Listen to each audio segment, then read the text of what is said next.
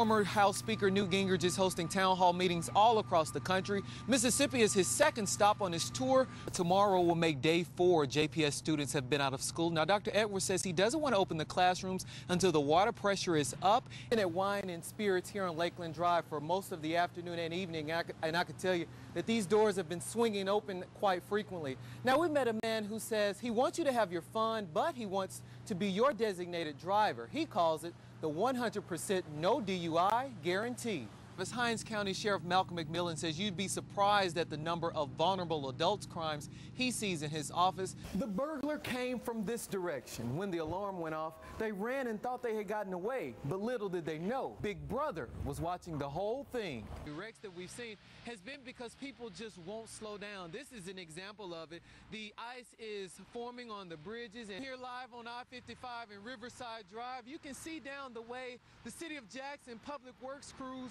are finishing touches on laying sand here. First Lady Michelle Obama actually walked this track with Pecan Park Elementary students to show the importance of leading a healthy lifestyle. My brother is gone. My brother is gone. What are you talking about? My brother is gone. After long days and a sleepless night, the grief-stricken family of Keith Lee wants to know how he died. The sac around the heart filled up with blood from that dissection, and that stopped his heart from beating.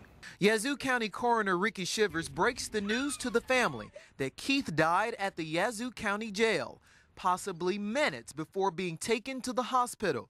Doctors pronounced him dead at 7:03 Wednesday morning. The time of death is going to be approximately 30 minutes before that. Where he was before they got him over there. He was in jail, right? Yes, ma'am. Thank you.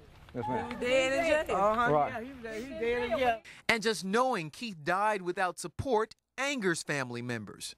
His mom. Yes, ma'am. Yes, ma'am. But that's a crime scene. She's supposed to be in the scene. Shivers says inmates heard Keith gasping for air yesterday morning. That's when they alerted jailers.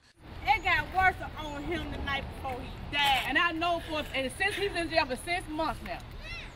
Come on now. Sources tell the family that Keith had been complaining about chest problems days before he died. They say jailers just gave him medicine.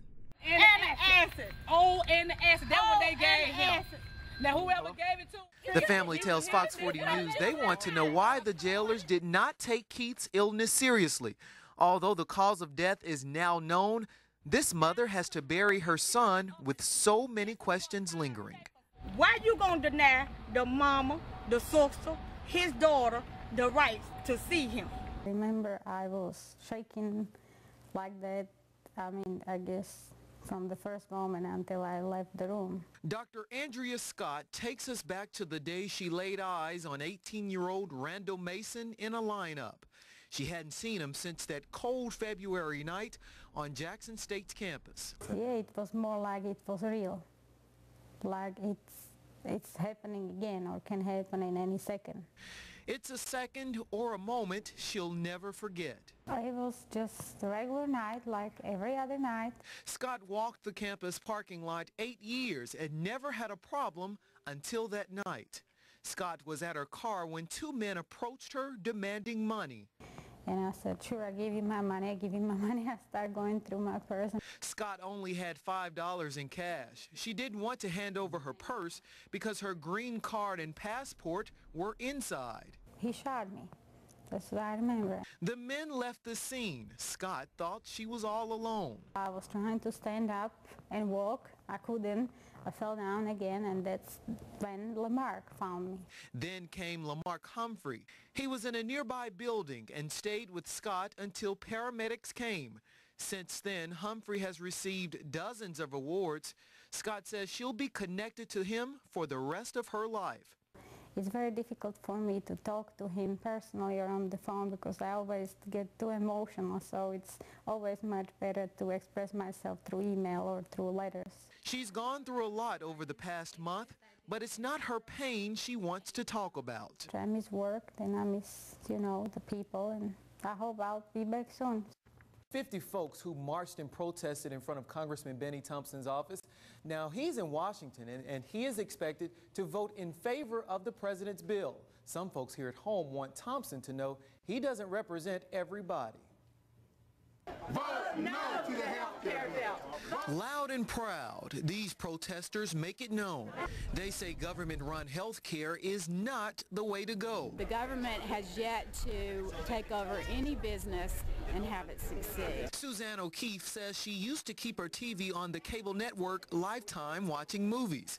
Health care is so important, she stays glued to news.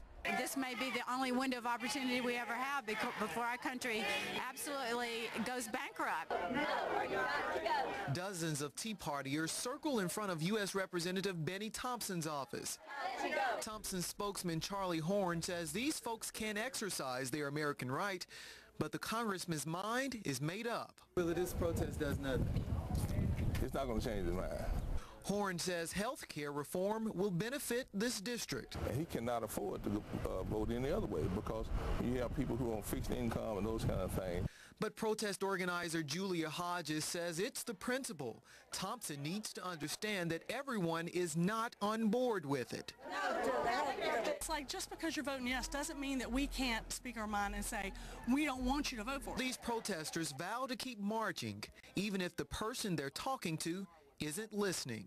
Health care plan that's going through Congress, or is trying to get through Congress, is a power grab rather than an overhaul of health care.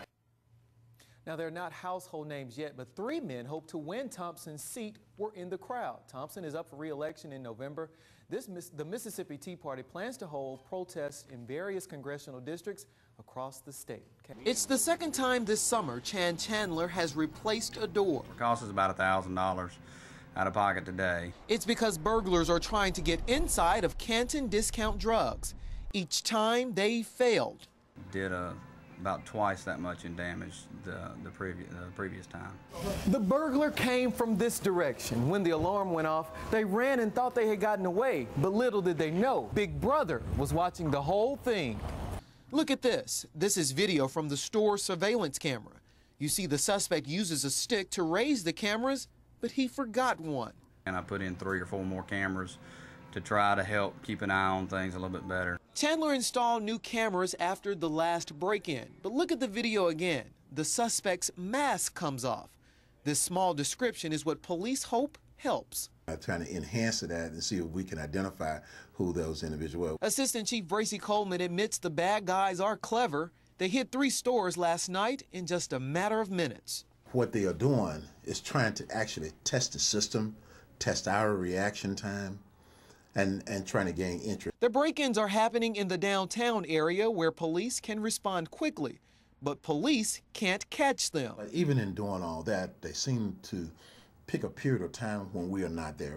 Back at the drugstore, locksmiths are replacing the locks.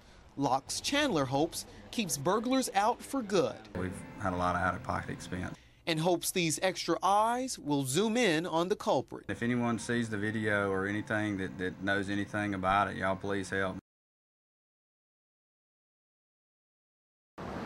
The city of Clinton rolled out the red, white, and blue Wednesday morning. It was in true patriotic fashion to wish the 114th Battalion a hearty farewell and a safe return.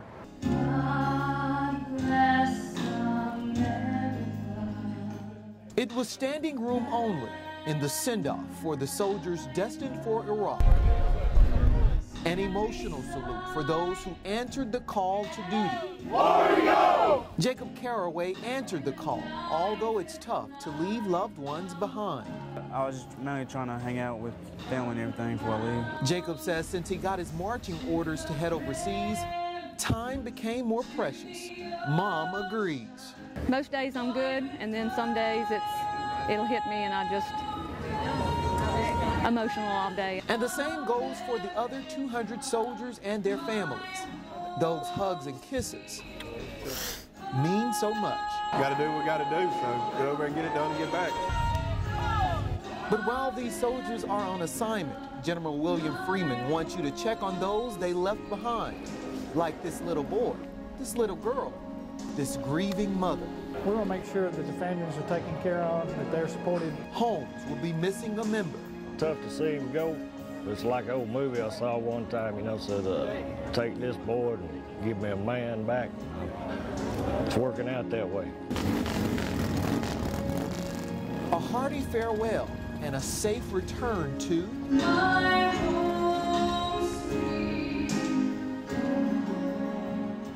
in Clinton, Duster Barnes, Fox 40 News at 9.